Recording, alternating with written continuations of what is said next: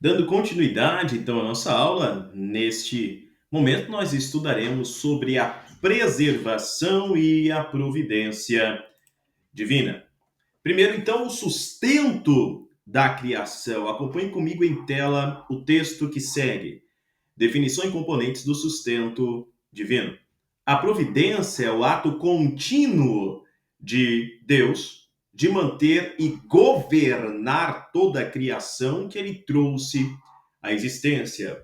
Ela é dividida logicamente para explicar a amplitude da atividade divina em três pontos.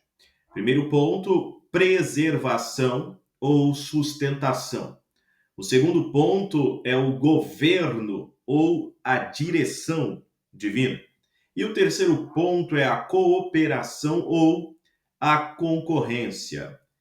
Nós ainda temos sobre isso mais detalhadamente no nosso material complementar digital, nas páginas 15 a 19.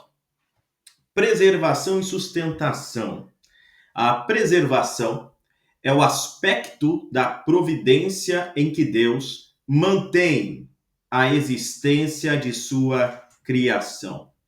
Geisler argumenta que, como o universo ele foi criado ex nihilo, ou seja, a partir do nada, ele inerentemente não tem o poder de se autossustentar. Portanto, se Deus parasse de agir, a criação reverteria ao nada, ou seja, voltaria à não existência.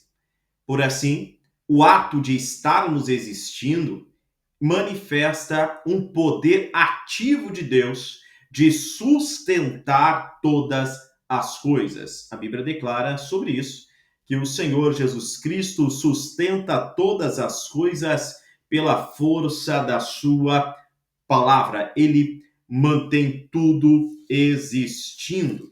Nós temos no livro de Hebreus, capítulo número 1, versículo 3, o seguinte: o qual, sendo o resplendor de sua glória e a imagem expressa de sua pessoa, e sustentando todas as coisas pela palavra do seu poder. Aqui fala do Senhor Jesus Cristo. É Ele quem sustenta, é Ele quem mantém todas as coisas. Nós temos ainda um fundamento metafísico, acompanhe em tela. A sustentação não é apenas manter o funcionamento das leis, mas o ser da criação, manter a existência da criação. Jesus enfatiza que a própria existência da matéria, a cada momento, é um ato de preservação divina. Nós temos aí no livro de Neemias, no capítulo de número 9, em seu versículo de número 6, o seguinte texto: Tu, só tu és Senhor. Tu fizeste o céu e o céu dos céus, com todo o seu exército, a terra e todas as coisas nela estão, os mares e tudo que nele está, e tu a todos preservas, e o exército do céu te adora. Então nós vemos aqui a atuação dinâmica de Deus em preservar a criação. Teologicamente, nós chamamos ainda de imanência divina. A imanência é o ato de Deus estar agindo agora dentro da criação. Então Deus não apenas criou e abandonou, ele necessariamente continua interagindo com a criação e mantendo todas as coisas existindo. Ele é o suporte que mantém a existência de tudo. Sem Deus, tudo reverteria ao nada absoluto. Ainda acompanhando em tela agora sobre o governo ou direção divina. O governo refere-se ao controle e à direção de Deus sobre todos os eventos, para que cumpra os seus propósitos eternos. Todas as coisas juntamente cooperam para o bem. Se nós irmos a Apocalipse, no último capítulo, no último versículo, nós já sabemos como a história termina. Nós temos a consumação dos séculos. e todos os eventos, tudo o que acontece dentro da história está unanimemente caminhando para aquele desfecho final. Unanimemente. Então, todas as coisas estão cooperando para aquele fim. Deus anteviu a história e já nos disse o que vai acontecer. Ele já preparou tudo e ele é soberano sobre a história, ele intervém na história. Nós sabemos que é ele quem estabelece reis e remove reis. É ele. O alcance, então, universal, o controle de Deus, se estende desde os grandes movimentos da história, o surgimento e a queda de impérios, até os detalhes mais íntimos da vida individual. Nada é deixado ao acaso. Lembre-se que na Bíblia Sagrada, quando se tinha uma questão muito séria para se resolver, se ia então até o sumo sacerdote lançaria sortes, usaria o Tumim e Urim. Então ele lançaria sortes. Do resultado de lançar sortes, viria uma resposta divina. Então aquilo que parece ser algo aleatório, aquilo que parece ser um resultado ao acaso, na verdade é uma intervenção miraculosa, uma intervenção divina. Nesse aspecto, nós percebemos que não há, então, acaso. Você vê que no evangeliquez usual se diz que não se acredita em coincidência. Muitos dizem que acreditam em cristocidência. Por assim dizer, tudo faz parte de um planejamento divino que cooperou para aquele resultado, por mais que pareça ser aleatório. Nós temos um exemplo macro aqui. Deus levanta e abate líderes e nações. Você pode acompanhar o texto em Daniel, capítulo 2, versículo 21.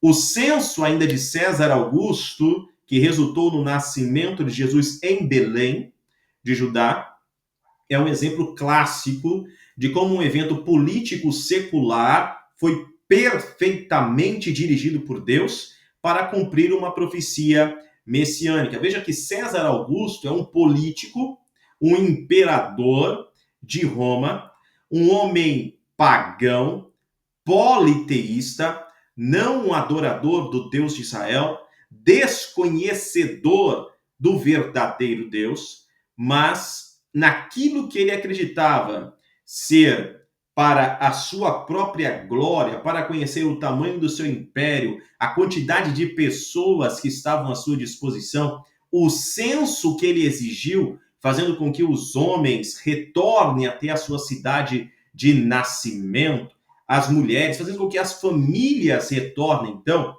esse censo, essa ordenança cooperou para que José e Maria, que eram moradores de Nazaré, saíssem da Galileia, empreendessem uma viagem até a cidade de Belém, de Judá, que é a cidade de origem, então, de José. Através desse censo, José e Maria estão na cidade que foi profetizada pelo profeta, que diz: "E tu, Belém Efrata, posto que és uma das menores dentro de Judá, não será tida como insignificante." Por quê? Porque de ti sairá quem? O governante. Então, é dessa cidade, para cumprimento dessa profecia, o censo foi feito e levou o casal. Maria, que está gerando o Salvador do mundo ali no seu ventre, para a cidade de Belém, onde Jesus, devido à profecia, deveria nascer. Veja que esse é um controle divino, com respeito, inclusive, a uma política secular, tudo cooperando para o cumprimento de um propósito eterno.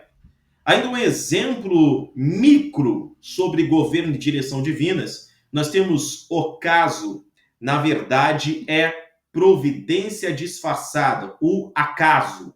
Na verdade, é providência disfarçada. Geisley cita a Bíblia ao dizer que a sorte se lança no regaço, mas do Senhor procede a sua disposição. É o que eu falei anteriormente sobre o lançar de sortes através de um sacerdote, ilustrando que até o que é percebido como acaso é orquestrado pela mão divina para atingir seus objetivos. Quantos homens, mulheres com o plano de Deus, com uma promessa divina em suas vidas, são livrados de uma morte iminente por causa de um evento que aconteceu ao acaso. É um cachorro que passou na frente do carro e forçou o motorista a frear bruscamente. E no cruzamento logo à frente, uma carreta atravessou, passando assim pelo sinal vermelho. Isso aconteceu aqui na cidade de Guarapari. É um fato que eu fiquei conhecendo através de um presbítero amigo meu, chamado Leandro Matias, e ele falou sobre esse caso de que um amigo dele do trabalho estava indo apressado para o trabalho e precisou frear bruscamente por causa de um cachorro que decidiu passar na frente do carro dele naquele momento. Ele freia bruscamente e quando ele para o carro e nervoso porque o cachorro o atrapalhou de continuar a viagem, poucos segundos depois uma carreta atravessou o sinal vermelho.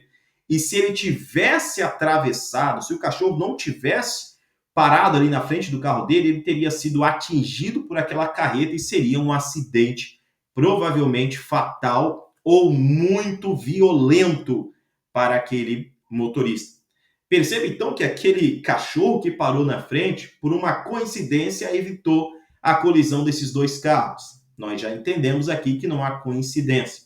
Nós temos aqui um livramento operado por Deus. Um servo de Deus foi livrado daquele mal. Sendo assim, vários pastores teriam já falecido por acidentes antes de reconhecidamente se tornarem pastores de igreja, mas já tinha uma promessa divina sobre eles, missionários que não teriam chegado até o lugar para cumprir a missão a que foram enviados se não fosse por coincidências, por eventos aleatórios ao acaso, que de aleatório não tem nada. Então, todas as coisas, se nós voltarmos aos pontos anteriores, correspondem para chegar a esse determinado momento, para chegar ao hoje da forma como chegou. Coincidência, então, não existe. Nós temos sim aqui um alinhamento com os planos divinos. Nós estamos falando aqui, claro, do Senhor utilizando pessoas a quem tem uma promessa, a quem tem um alinhamento,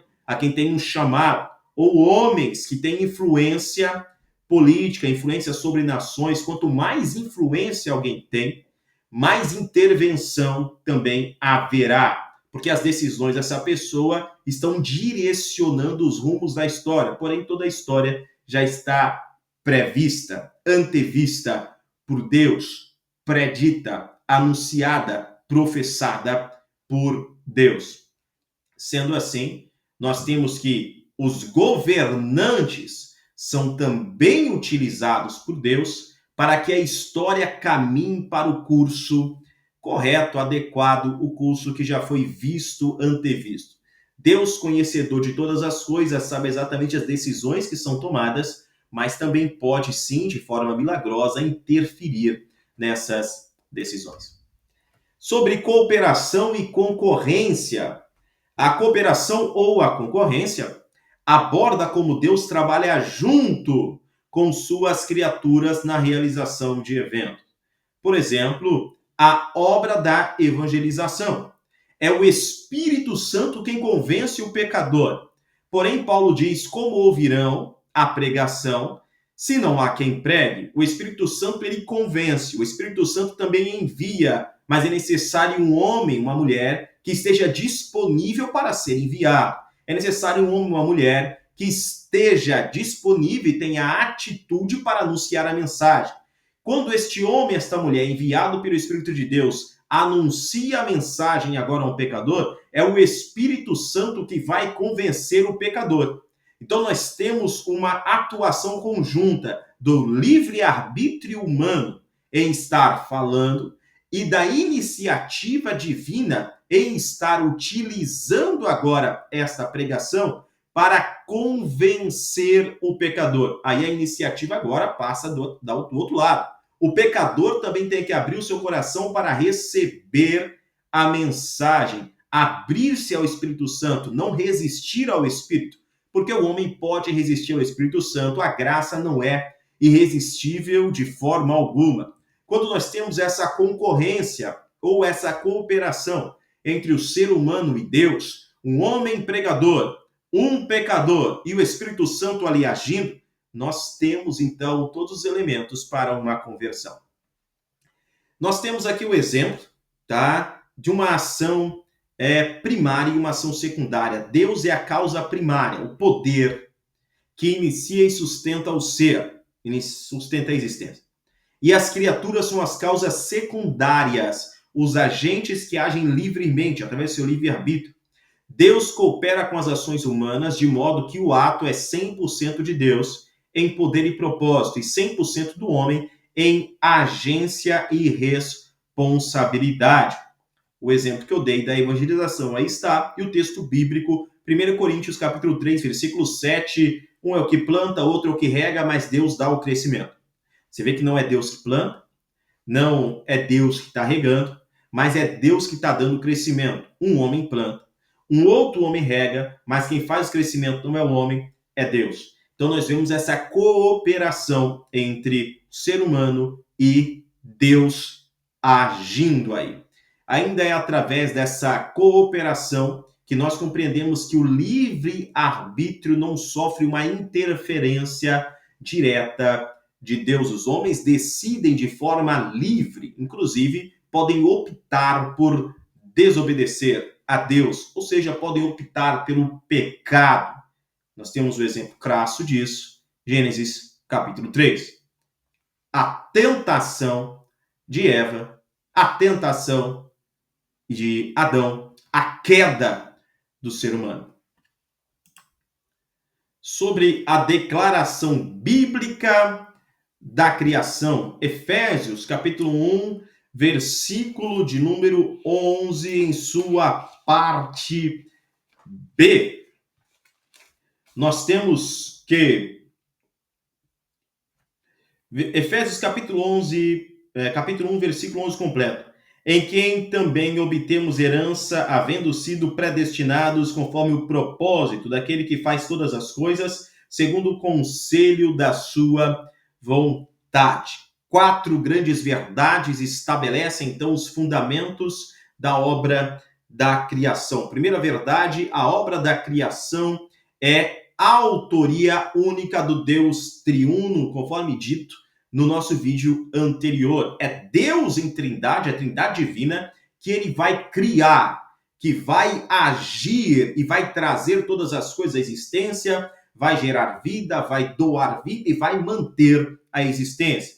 Segundo ponto, então, segundo fundamento, a obra da criação é feita por um ato livre da parte de Deus. Deus não tem compulsão alguma, ou seja, não há uma necessidade nele que ele não possa segurar, não possa cumprir. Isso quer dizer que Deus não era obrigado a criar, nem em si mesmo ou por qualquer agente ou evento externo a ele mesmo. Então, ele, por livre e espontânea vontade, em um ato de sua vontade livre, ele decidiu criar e criou todas as coisas. Sendo assim, é também por sua livre decisão que ele mantém a existência de todas as coisas. Terceiro fundamento, a obra da criação teve um começo, apenas Deus é eterno. Existe um princípio, um início para todas as coisas criadas. Gênesis 1:1, no princípio criou Deus os céus e a terra. Esse não é o princípio onde Deus aparece, Deus sempre existiu. Esse é o princípio onde ele decide criar, onde ele cria todas as coisas. É o princípio da criação. Ponto 4, então, a obra da criação foi produzida do nada. E apenas Deus, com seu ilimitado poder, operou de forma que o nada gerasse. Deus criou a matéria física sem qualquer material físico pré-existente. Percebe? Então ele cria literalmente do nada, a partir do seu poder. Miles Monroe, um pregador bem conhecido, já descansa no Senhor, é autor de vários livros best-sellers, como Desenvolva o Seu Potencial. Marlos Monroy, ele dizia o seguinte, abre aspas, por favor, não me tenham como herético. Tá? Imagine que, por algum motivo, você aparece no nada e em lugar algum. E tudo que existe é uma escuridão à volta. E você percebe uma outra pessoa lá. E você não sabe quem ela é. Mas ela é Deus. Então você conversaria com Deus durante algum tempo, mas logo pode ser que você se afastasse dele dizendo: esta pessoa tem ideias estranhas, tem ideias que eu não concordo muito. Então, se afastando de Deus, estaria rejeitando a Deus. Porém, aquele que rejeita a Deus está rejeitando também tudo que Deus é, tudo que Deus tem, tudo que Deus fará. Sendo assim, esta pessoa que rejeitou Deus está rejeitando toda a obra da criação com toda a variedade e a explosão de vida, está rejeitando toda a eternidade futura e tudo que haverá, tudo que acontecerá, tudo que virá a ser, porque tudo isso vai sair de Deus. Quem rejeita Deus está rejeitando absolutamente tudo. Fechamos aspas aqui com vários acréscimos que eu mesmo fiz. Tá? Então, para a gente poder compreender essa ideia de Norman Geisler sobre a criação que veio do nada. Segundo ele, tudo já estava em Deus. É como se Deus estivesse grávido de toda a existência, então ele fosse colocar tudo isso para fora do seu ser. E ele trouxe para fora trilhões de galáxias, com trilhões e trilhões de planetas dentro delas, bilhões, trilhões de sistemas planetários, e dentro de um planeta específico, ele fez uma explosão incomensurável de vida. Criou uma biosfera, uma esfera de vida, planeta Terra. Tudo isso é rejeitado por aquele que rejeita o Criador. Ainda continuando, então, agora, nós veremos sobre o processo da obra da criação. Primeiro é a criação das coisas espirituais. No princípio criou Deus os céus. Então nós temos a existência do céu, é o primeiro lugar criado por Deus. E aí dentro embelezado e então preenchido por criaturas também criadas por ele. Essas criaturas vêm do sopro divino e é matéria para nossa segunda disciplina, angelologia. Após ter criado, então, o reino espiritual, no princípio criou Deus os céus e a terra. Após ter criado o reino espiritual, ele então criará agora um novo ambiente, uma nova dimensão, o reino físico. A criação das coisas materiais é sobre o que nos deteremos neste presente conteúdo, nessa sequência de aulas sobre a criação.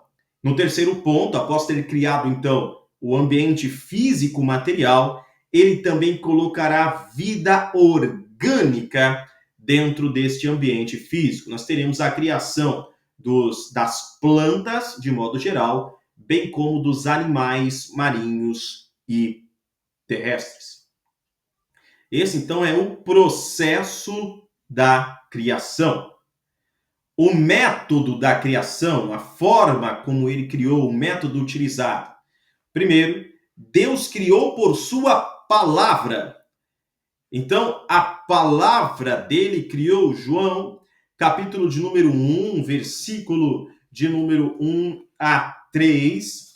Nós temos um registro sobre Jesus Cristo, e assim está escrito: no princípio era a palavra, ou o verbo, e a palavra estava com Deus, e a palavra era Deus, ele estava no princípio com Deus, todas as coisas foram feitas por ele, e sem ele, nada do que foi feito se fez. A palavra é o próprio Cristo, Jesus é a palavra encarnada. O que é a palavra? Palavra é a manifestação de uma ideia. Veja que interessante. Vocês não podem conhecer as minhas ideias a menos que eu utilize o poder da palavra verbal ou escrita. Eu preciso utilizar o poder da comunicação para que vocês saibam o que eu estou pensando.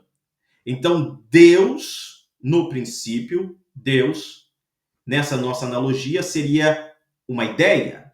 Está fora da nossa percepção. Não podemos conhecer. É necessário que ele se dê a conhecer a nós. Então, ele se manifestou a nós. Agora, ele se manifesta através da palavra escrita, porém, aqui no capítulo 1 de João, nós vemos ainda que a palavra encarnou e esteve entre nós em corpo físico humano, ou seja, Deus se revelou aos homens de uma forma que os homens compreendessem linguagem humana, uma ideia se tornou palavra. Deus, que é um ser espiritual, encarnou a palavra. Então, Deus, por sua palavra, criou todas as coisas, e é o Criador quem estava aqui, já na terra, em João capítulo 1, mas o mundo não o conheceu, os homens não o conheceram. Os homens não sabiam quem ele era, mas era o Criador de todas as coisas. Pelo poder da sua palavra falada, ele criou todas as coisas. Nós temos Hebreus capítulo 1, versículo 3, também ali fala sobre a palavra falada, de fato. Então, falando, Deus criou. Gênesis, em seu capítulo 1, nós vemos Deus falando, ele ordenando e as coisas surgindo, aparecendo. Deus criou ainda por sua vontade. Apocalipse 4:11, é pela vontade divina que nós existimos, é pela vontade divina que ele deu origem a todas as coisas. Deus criou por sua mão. Isaías 66:2, os céus foram criados pelas mãos de Deus, o ser humano criado pela mão de Deus. Deus criou por suas mãos, ou seja, pelo seu poder, pela sua livre iniciativa, pela sua ação. E Deus sustenta o que criou pela força do seu poder. Nós concluímos assim mais esta aula, e na próxima aula nós ainda falaremos sobre o propósito e o alvo da criação.